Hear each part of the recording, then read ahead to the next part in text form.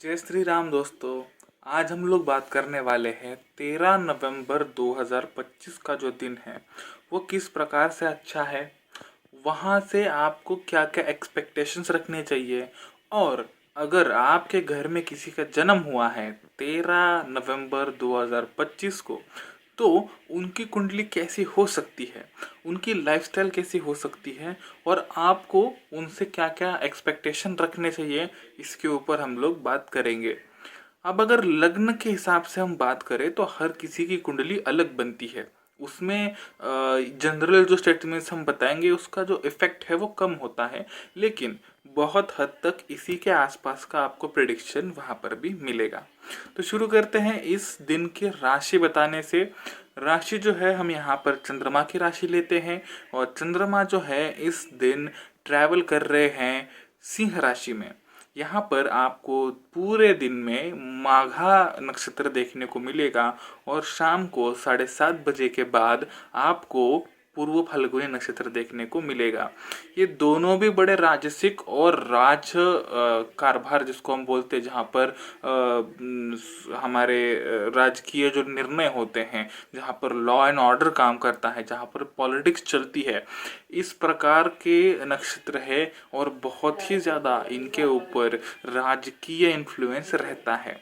तो बहुत हद तक संभावना है कि या तो यहाँ पे जन्मी हुई व्यक्ति पॉलिटिक्स में जाए, हो सकता है कि किसी कंपनी के जो मैनेजमेंट होती है वहाँ पर वो लोग काम करें, या फिर खुद जो है कोई कंपनी बना करके वहाँ के बॉस बने।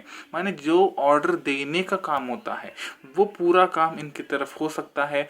ऑर्डर लेना जो है वो बहुत हद तक इनको पसंद नहीं आता है। आगे हम लोग इसके बारे में डिटेल में बात करेंगे। तो पहले हम लोग बात कर लेते हैं इस दिन के तिथि की। इस दिन है कृष्ण पक्ष की दशमी तिथि। ये बहुत ही अच्छी तिथि है। दशमी हमेशा से ही एक शुभ तिथि मानी जाती है। और अगर आप नई गाड़ी ले रहे हैं, नया कोई भी सामान ले रहे हैं, या फिर एक प्रकार से आपको कहीं पर इन्वेस्ट करनी है चीज़ें शॉर्ट टर्म के लिए, तो आप इस तिथि का इस्तेमाल कर सकते हैं।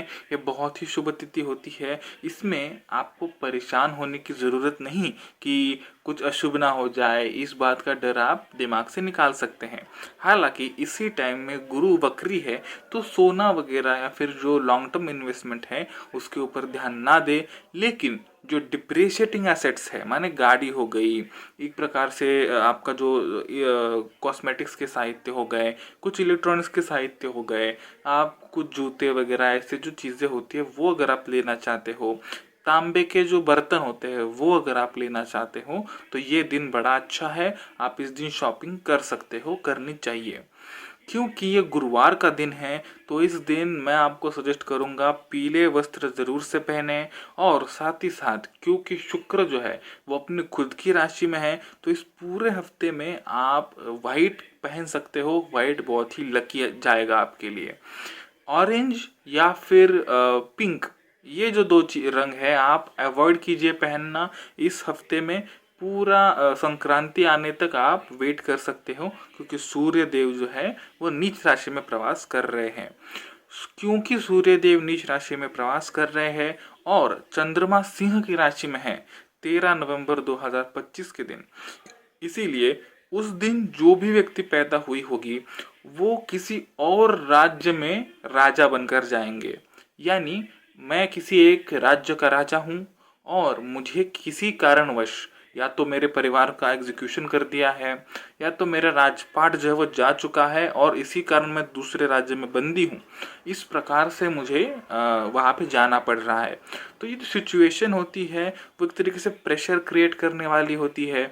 एक राजा को जब आप राजा की तरह ट्रीट नहीं करते हो तो उनका ईगो हर्ट हो जाता है। तो इस प्रकार की सिचुएशन इन लोगों में आपको बनती हुई नजर आएगी।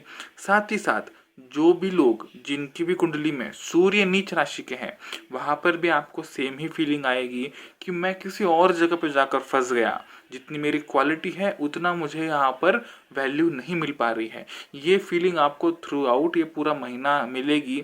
और इसके कारण आप इस महीने के एंड में बहुत सारे जॉब चेंज भी होते हुए देखोगे, क्योंकि आईटी या फिर ये जो ट्रैवलिंग वाला सेक्शन होता है उसके अंदर के जो जॉब्स होते हैं वहाँ पर लोगों को अनसेटिस्फैक्शन बहुत आएगा, डिससेटिस्फैक्शन हम बोल सकते हैं, वो बहुत हाई लेवल पर रहेगा।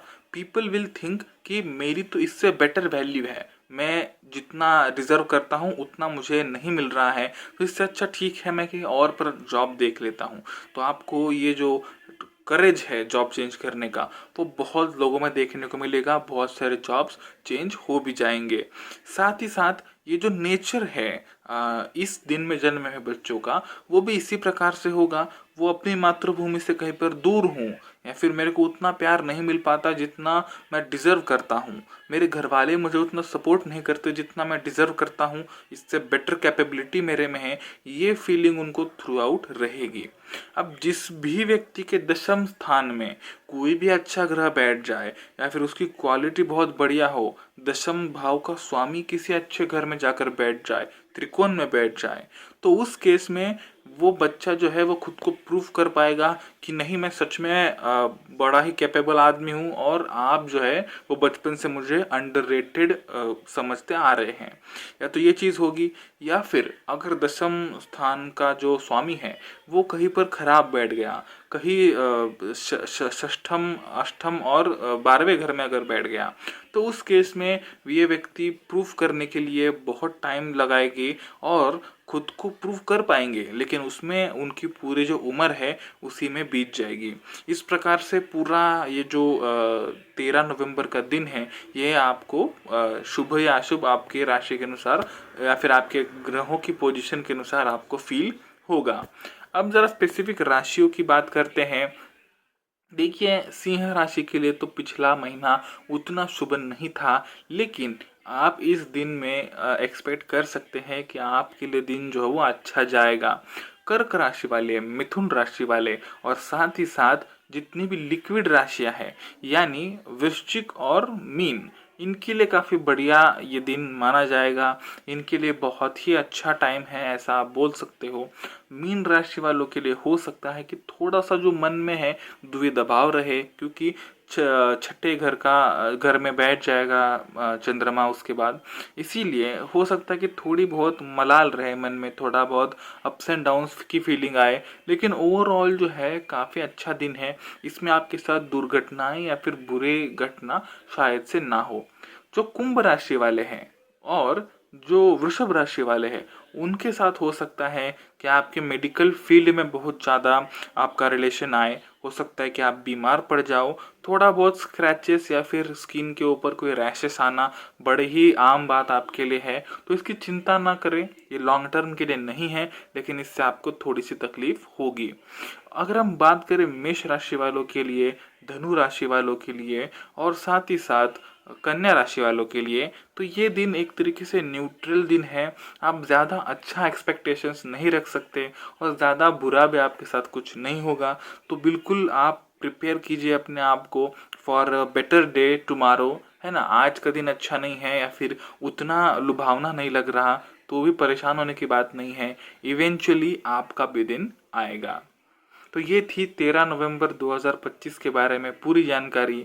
अगर आपको ये सीरीज़ हमारी पसंद आ रही है तो कमेंट कर करके हमें ज़रूर बताना, और साथ ही साथ आप मुझे कॉल कर सकते हैं, कांटेक्ट कर सकते हैं अगर आपकी पर्सनलाइज कुंडली बनवानी है तो। जय श्री राम।